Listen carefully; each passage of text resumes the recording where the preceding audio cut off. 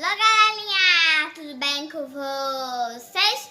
Então, eu sou Luiz Nazarete Barbosa e hoje eu vou fazer um vídeo com a minha mãe. Olá, galerinha!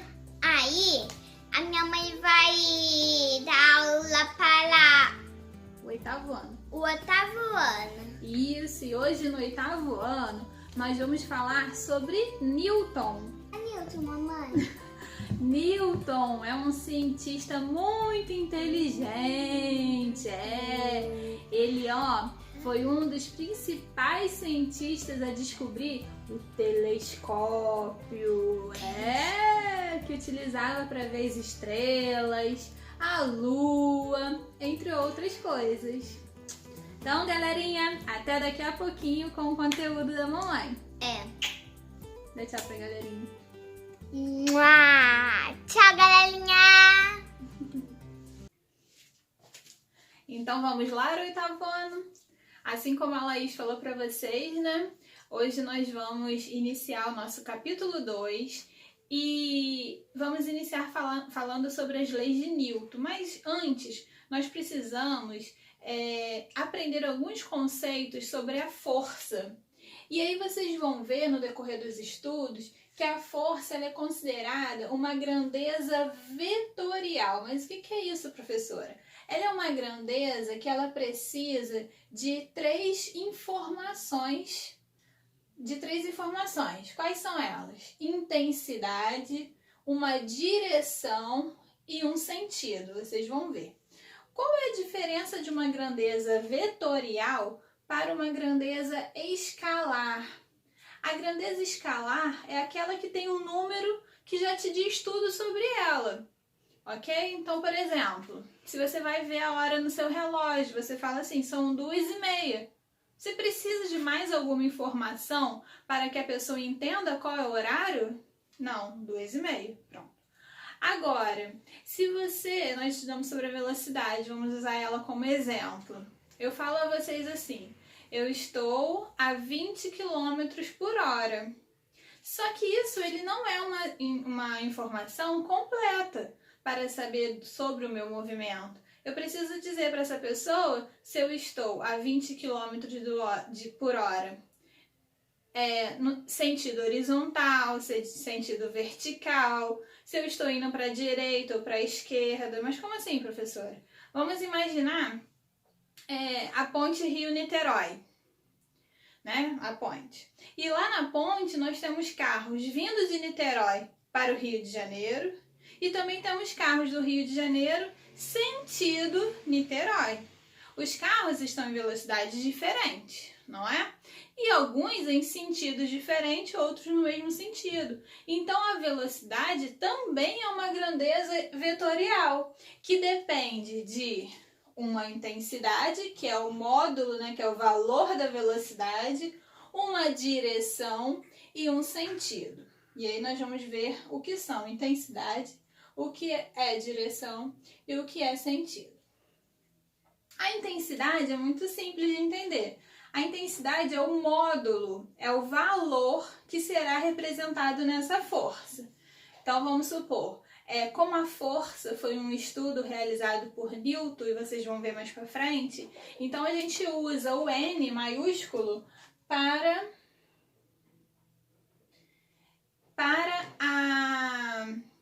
ela é a unidade de medida da força. O N, que representa Newton, tá? Então a intensidade vai ser o valor da minha força, por exemplo, 10 Newton. Então, a intensidade representa o módulo, o número da força, ok? E aí, o que é a direção? A direção, nós podemos ter uma força na horizontal, na vertical ou até mesmo na diagonal. Então eu posso ter direção horizontal, vertical, diagonal. Só que aqui são direções. Eu falei para vocês qual é o sentido? Não. Então aqui eu não tenho sentido. A gente só passa a ter sentido quando nesse sentido ele é acrescido de uma setinha. Se a gente colocar uma seta aqui, ó. Então minha direção horizontal da esquerda para a direita. Então a minha direção é vertical de baixo para cima. Esse é o sentido. A minha direção é diagonal para cima. Então, no estudo da força, a gente passa a ter sentido quando nós temos uma seta que é chamado de vetor representada, ok? Então, intensidade é a parte numérica da força, é o módulo, é a quantidade de força que vai ser aplicado no movimento. A direção, ele pode ser horizontal, vertical, diagonal. E o sentido, esquerda, direita, cima, para baixo. Só que o sentido, ele só é representado pelo vetor, que é essa setinha aqui. Tá ok? Então vamos lá, pessoal. Eu coloquei aqui no quadro algumas formas de se estudar o vetor, de se analisar o estudo vetorial da força.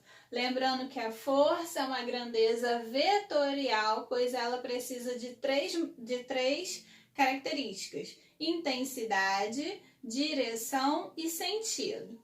Então vamos lá. Por favor, imaginem que cada quadradinho desse aqui representa 1 newton, tá? Então a intensidade de cada vetor que passar por dentro de um quadradinho, ele terá o valor, né, de 1 newton. Show? Outra coisa que vale a pena lembrar que o vetor, ele é representado por uma seta, tá?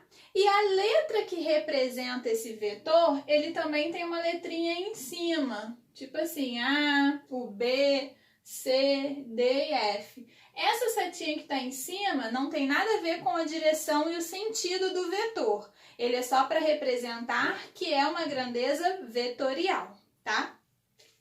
Então vamos lá, ó. Então eu coloquei aqui um quadrado, um gráfico, onde cada quadradinho representa 1 newton, tá? E eu tenho vetores, ou seja, as setas, em sentidos vertical, horizontal e na diagonal. Tenho também vetores da esquerda para a direita, da direita para a esquerda, de cima para baixo, de baixo para cima ou também na diagonal. Show? Então vamos ver aqui como que pode ser analisado isso. Vamos lá, na letra A eu pergunto assim, ó, quais vetores têm a mesma intensidade? Ou seja, quais são aqueles que apresentam o mesmo tamanho? Então, se eu falei para vocês que cada quadradinho representa 1 newton, se vocês olharem o vetor A, ele passa por 2 quadradinhos, então ele tem 2 newtons. O B também passa por 2. O C, mesmo que na diagonal, ele corta 2 quadrados, então também tem 2 newtons. E o D, mesmo que na vertical para baixo, ele também passa por 2 quadrados. E o F já não, ele passa por 1, 2, 3 quadrados. Então, quais vetores têm a mesma medida, o mesmo tamanho, a mesma intensidade? Os vetores A, B, C e D. Então, A com a setinha em cima, B, C e D, ok? Na questão B, qual a direção, o sentido e a intensidade do vetor F? Então, eu só vou analisar o F.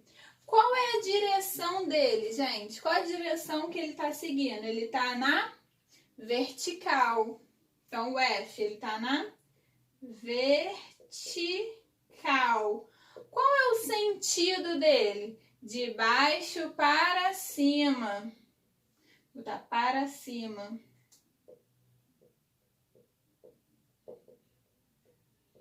E qual é a intensidade? Lembrando que cada quadradinho vale 1 newton. Eu tenho quantos quadradinhos? 1, 2, 3. Então, a intensidade dele é de 3 newtons, ok? Na letra C, o que há de diferença nos vetores A e B? Vamos analisar aqui, ó, só o A e o B. Qual é a intensidade deles? É a mesma, 2 newtons. Qual é a direção deles? Ambos estão na horizontal, mas eles têm o mesmo sentido? Não. Um tá da esquerda para a direita e o outro tá da direita para a esquerda. Então, o que há de diferente nele? O sentido. Porque eles estão em sentidos opostos. Então, o sentido deles são diferentes. Ok? E aí, pessoal, continuando aí na apostila, vocês podem ver que existem forças de tipos diferentes. Apesar de toda força ser uma grandeza vetorial com 3 características, intensidade, sentido e direção, essa força, há vários tipos de força. E aí eu coloquei aqui no quadro os tipos de força que a nossa apostila trata. Então tem a força de atrito, ou seja, aquela força da fricção. Se eu colocar minha mão aqui sobre a caneta e tentar, algo me prende, algo me segura para que não deslize com muita facilidade. Que força é essa que faz com que a gente deslize um objeto sobre o outro com não tanta facilidade? É a força de atrito. Por exemplo, a patinação no solo, né? Patinação com patins de roda e com patins de gelo. A força de atrito do gelo é menor. Então, o patinador do gelo, ele precisa fazer menos força para deslizar no gelo, ok? Temos a força normal, que é aquela força de um objeto apoiado sobre uma superfície, que ela é natural de estar acontecendo ali. Por exemplo, esse meu quadro está apoiado aqui nesse suporte, então aqui está havendo uma força normal. A força de arrasto ou flutuação, ela ocorre entre líquidos e um objeto que tente se deslizar sobre ele. Então, só apenas na água ou em algum fluido, tá? A força elástica é aquela que ela tem a capacidade de ou comprimir ou esticar um objeto. Por exemplo, uma mola, né? Você pode puxar, e aí vai conseguindo desenrolar aquela mola. Ou um elástico, que ele é pequenininho, você puxa e ele fica grande. A força elétrica é relacionada a corpos eletrizados, lâmpada, né? A força magnética relacionada aos ímãs e a força gravitacional, que é relacionado aos objetos, né, celestes, né, aos materiais celestes. Então, esses são os tipos de força, e lembrando que as forças, elas são grandezas vetoriais que apresentam esses 3 conceitos que nós vimos anteriormente, que é a intensidade, o sentido e a direção. Show? Agora nós vamos passar para as leis de Newton. Só um minutinho. Então vamos lá, pessoal. Nós vamos estudar um pouquinho sobre as leis de Newton. Mas primeiramente eu gostaria que vocês soubessem quem foi Newton. Apesar de eu sempre brincar nas minhas aulas, né, dizendo que Newton não tinha muita coisa para se fazer, né, não tinha muito o que fazer, então ele ficou sentadinho lá embaixo da maçanheira e quando a maçã caiu ele falou, opa, foi a gravidade. Só que na verdade não é muito bem assim, né? A gente sabe que antigamente eles tinham pouquíssima tecnologia do que nós temos hoje e conseguiram avanços muito grandes, né? De acordo com a limitação que eles tinham na época. E Newton, ele foi um cientista, ele foi iniciou os estudos, né, dos telescópios, assim como Galileu participou da matemática, da criação das matemáticas. Então, assim, pode ser que na matemática vocês também escutem a falar de Newton. Então, ele era um filósofo, tem várias obras escritas, estudava muito. Então, Newton era um cientista muito importante, né? Foi um cientista muito importante e ele era muito inteligente, ao ponto de juntar os dados com todas as limitações de sua época e conseguir criar teorias que até hoje em dia são aceitas e mais do que comprovadas como reais. Como, por exemplo, as 3 leis de Newton. E aí nós vamos ver individualmente cada uma delas, o que quer dizer as leis de Newton e como que ela se emprega no nosso dia a dia, ok? Então, a primeira lei de Newton também é conhecida como inércia.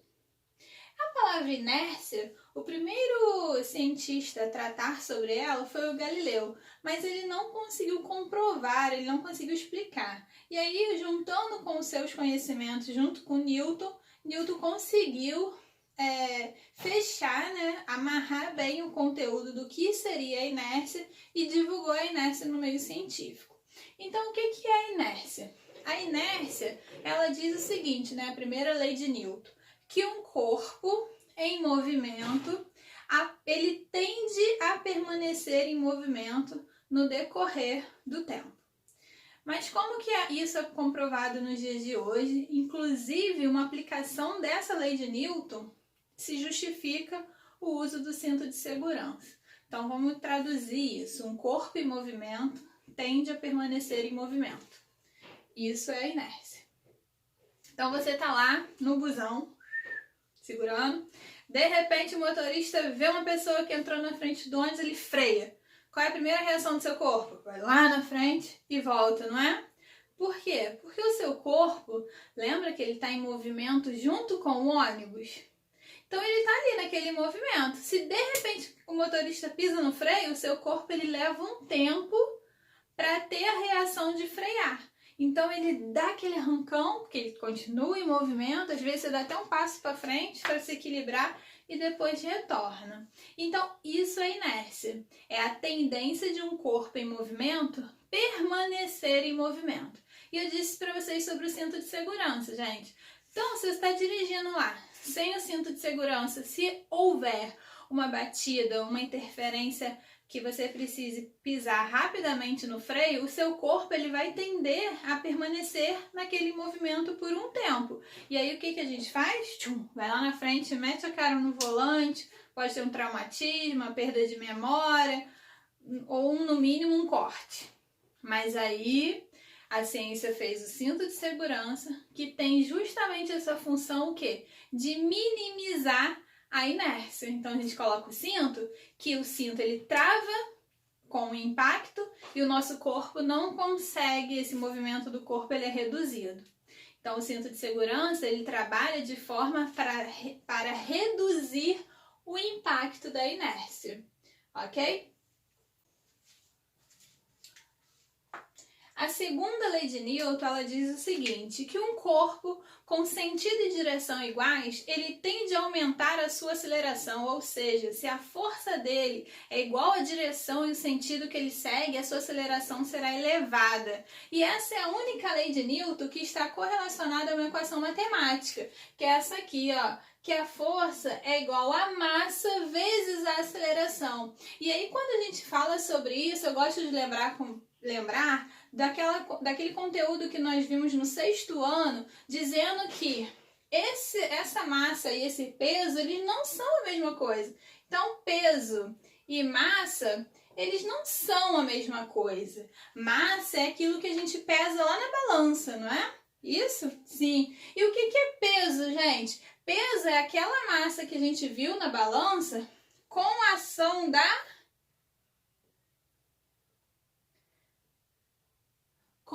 da gravidade. Então, isso é peso, ok? Então, massa é a quantidade de matéria. Peso é a nossa quantidade de matéria vezes a gravidade. Então, aqui nós vamos usar a massa para verificar isso, ok? Então, a segunda lei de Newton, ela faz uma relação com a aceleração de um corpo, que pode ser também referente à gravidade, quando a gente está dizendo relacionada a peso, e a massa, ok? Então, quanto maior for a massa daquele corpo, maior será a força resultante dele, de acordo com a segunda lei de Newton, ok? E a terceira lei de Newton também é uma lei relacionada ao conteúdo, a conceitos, e é a lei da ação e da reação. E ela fala o seguinte, gente, que para toda força aplicada, eu tenho uma força de retorno idêntica. Ou seja, se eu faço uma força nessa caneta com uma intensidade de 10 newton, a caneta me responde essa força com a mesma intensidade de 10 newton. Então, é a relação entre a ação, que toda ação tem uma reação. Então, por exemplo, caso eu